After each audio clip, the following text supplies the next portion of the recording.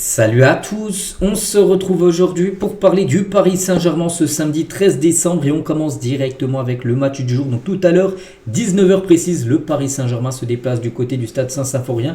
C'est le stade du FC Metz, équipe promue cette saison en Ligue 1.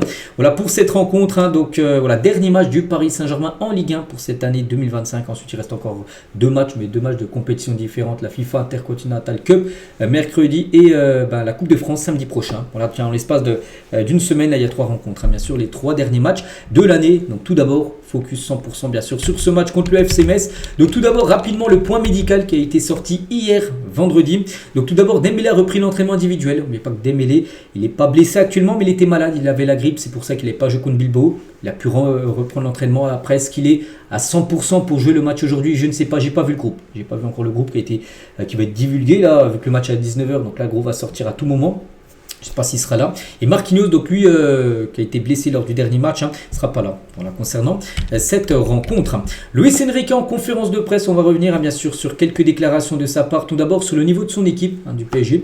Donc c'est dommage déjà pour Dembélé et l'équipe. On n'a pas pu voir Ousmane dans sa condition normale lors des 4 premiers mois. Parce que voilà, soit il était blessé, soit là, il n'est pas blessé, mais il est malade. C'est vrai que tu n'as pas pu voir Ousmane Dembélé sur au moins 5-6 matchs d'affilée parce qu'il y a toujours eu des pépins. C'est dommage, c'est comme le meilleur joueur du monde actuellement avec ce statut de ballon d'or. On cherche à gérer ça et c'est ma responsabilité de le gérer de la meilleure des manières. Il était malade ces derniers jours, il a repris de manière individuelle, il doit commencer sa récupération. Il faut être prudent avec Ousmane. Nous sommes sur sa continuité de la deuxième partie de la saison passée. J'espère qu'après Noël, avec le temps, avoir les joueurs de retour et l'équipe pour affronter bien sûr la partie la plus importante de la saison, c'est mon espoir. Parce que là oui, deuxième partie de saison, partie de janvier, c'est là où vraiment tout va se jouer. Les titres vont se jouer, tout ça. Donc là, il espère vraiment plus avoir de joueurs blessés pour les moments cruciaux, on va dire, de la saison. Toujours avec Enrique, donc jouer à l'extérieur est toujours difficile, malgré que c'est le FC Metz. On se dit oui, ça va se faire. Non, jamais de match facile, bien sûr. Ça, tout le monde le sait. Enrique aussi sur le fond de jeu du PSG cette année. Donc sur l'aspect du jeu, je pense qu'on est sur la trajectoire normale. On a déjà amélioré certaines choses. Il y a encore beaucoup à améliorer. Chaque match présente des difficultés différentes de ce que je vois sur le terrain. Je suis content, notamment sur l'aspect défensif-offensif. Ils y trouvent l'équipe bien sûr très complète. Sur l'enchaînement de 4 déplacements du Paris Saint-Germain, parce que là oui, aujourd'hui c'est un déplacement, mercredi c'est au Qatar, voilà, cette coupe intercontinentale, samedi prochain c'est à la Beaujoire, puis après dès la reprise il y aura bien sûr il y aura le trophée des champions qui va jouer au Koweït, puis il y aura même un match Paris FC. Paris FC, je ne sais plus si c'est au parc, de toute façon c'est au parc ou Paris FC, le stade est à 40 mètres d'écart. Mais voilà, ce sera quand même 4 déplacements si on prend le trophée des champions Koweït face à Marseille début janvier. Donc il a dit on voyage beaucoup, je ne veux pas chercher ça comme excuse, on voyage dans de bonnes conditions, mais à chaque... mais voilà, tu voyages, c'est ça, ça joue sur l'épuisement bien sûr, ça te fatigue, même si tu as l'impression que tu es dans l'avion, tout ça, mentalement, ça t'épuise en gros. Mais j'ai vu une équipe prête à l'entraînement. Voilà ce qu'il a pu dire par rapport aux prochains matchs qui seront tous loin du Parc des Princes. Il a parlé de Lucas Chevalier, a eu cette petite blessure, il est de retour, il s'est entraîné comme d'habitude aujourd'hui. Donc il a fait la conférence de presse hier. Donc Lucas Chevalier sera de retour pour le match ce soir. Après, est-ce qu'il sera titulaire? Ça on verra. Je montrerai les compos probables dans quelques instants. Les louanges de Enrique sur Safonov qui a pu gueuler les 2 derniers matchs. Il était très content de Safonov. Il a dit dans cette situation on a pu voir un autre joueur qui n'avait pas joué depuis le début de saison. Donc Safonov a montré son niveau et on est très content de voir les joueurs prêts tout le temps. Il a montré son professionnalisme et sa personnalité. Je suis très content d'avoir 3 top gardiens. Donc Chevalier, Safonov et Renato Marin. Le gardien qui a été recruté l'été dernier. Enrique aussi explique pourquoi il ne s'exprime jamais sur l'arbitrage. Très rarement les gars ils parlent de l'arbitrage, même jamais. Il dit que si par exemple, je sais pas, son équipe a perdu, il va pas dire tiens c'est à cause de l'arbitre qu'on a perdu. Il dit j'aimerais beaucoup parler mais je suis vieux dans le football, j'ai beaucoup d'expérience. Il y a très longtemps que j'ai décidé de ne plus parler sur ça, en gros sur l'arbitrage. J'aimerais montrer ce que je pense, mais je préfère montrer à mes joueurs qu'il faut être concentré sur des choses que nous pouvons contrôler, parce que l'arbitrage, je ne peux pas le contrôler, l'arbitre. Il est pour personne, pour les 2 équipes.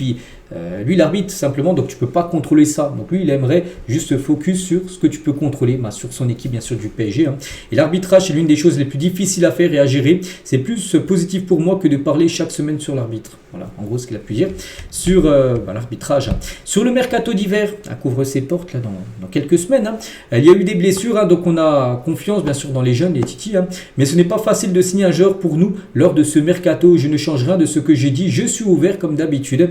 Il est ouvert, donc avant le match contre Bilbao, il avait dit oui, en gros que Paris pourrait certainement passer à l'action cet hiver. Et il le confirme, les gars, que oui. En gros, le PSG est ouvert comme d'habitude. On a un très bon directeur sportif, donc Luis Campos, qui analyse les possibilités de recrutement en janvier. Ce que je veux toujours, c'est la même chose. Si tu connais quelques joueurs très intéressants et moins chers, je suis ouvert à t'écouter. Donc, aller parler aux journalistes, bien sûr. S'il a des plans de journalisme, Enrique serait content. On analyse tout. Et nous savons où nous voulons aller. Bien sûr qu'on va regarder les joueurs qui peuvent potentiellement débarquer à Paris.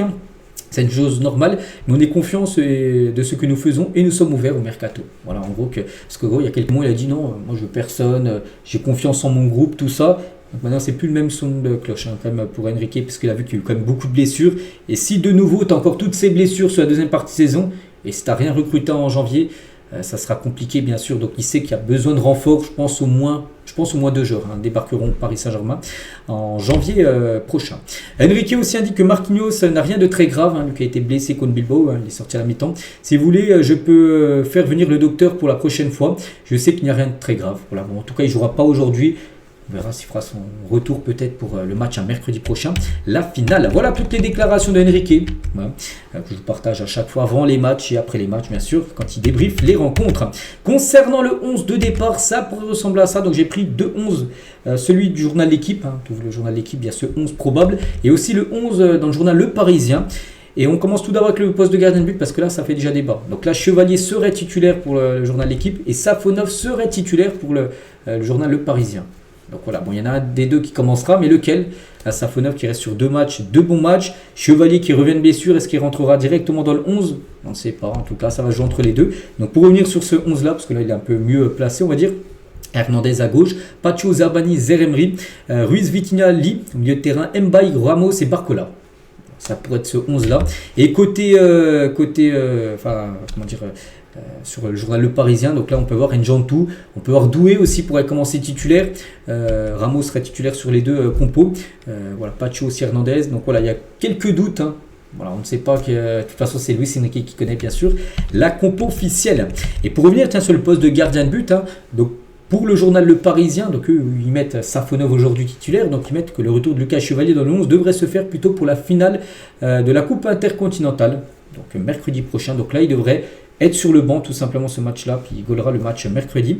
Et voilà, donc Renato Marin, on apprend qu'il pourrait gauler un match, les gars, le match de Coupe de France, samedi prochain contre l'équipe de Fontenay-Vendée.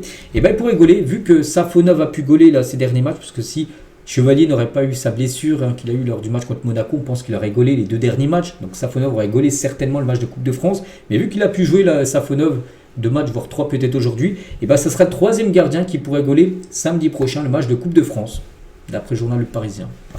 Voilà les infos concernant les postes de gardien de but. On continue avec le programme, donc j'ai dit, l'espace d'une semaine, bien sûr 3 matchs, donc Metz, pour l'instant on ne connaît pas, tu en connaîtras ce week-end l'adversaire du PSG, je crois que le match doit avoir lieu aujourd'hui, entre l'équipe de Flamengo et l'équipe de Pyramide. Voilà, l'équipe qui gagnera affrontera Paris mercredi prochain pour cette finale. Puis ça sera le 20, bien sûr, le samedi 20. Cette rencontre. Si on va parler des jeunes, on sait que l'équipe parisienne, les U19 sont qualifiés pour les 16e de finale de la Youth League. On connaît leur adversaire. Donc ça sera le Dynamo Minsk, donc une équipe de Biélorussie qui sera l'adversaire du PSG. Voilà, donc le mardi 3 ou le mercredi 4 février. On ne connaît pas encore la date, mais ça se jouera début février, cette rencontre. C'est sur un match simple, il n'y a pas de match retour. Concernant l'adversaire des Parisiens, donc en vue, bien sûr, peut-être une qualif pour les 8e de finale. On continue, on va parler de Gonzalo Ramos en interne. On se félicite de disposer d'un joueur de surface comme Ramos, précieux dans certaines configurations de match. Et on repousse tout départ à court terme. En janvier, il n'y aura pas de départ de Ramos. Souvent, on entend des rumeurs où il pourrait partir. Non, il restera au moins jusqu'à l'été prochain. Après l'été prochain, on verra. Mais voilà, concernant Ramos, du côté du PSG, ils sont très contents de l'avoir. Après, on sait que c'est plutôt un remplaçant, mais c'est un joueur très utile, bien sûr, pour Luis Enrique. N'oubliez pas que ce soir, il devrait être titulaire. Dans les 2 compos que j'ai montré tout à l'heure, il devrait démarrer dans le 11 de départ. Et on finit avec lui aujourd'hui. Voilà ce qu'il y avait à dire. J'espère que ça vous a plu. On se retrouve, nous, demain dimanche, pour le prochain numéro. À demain.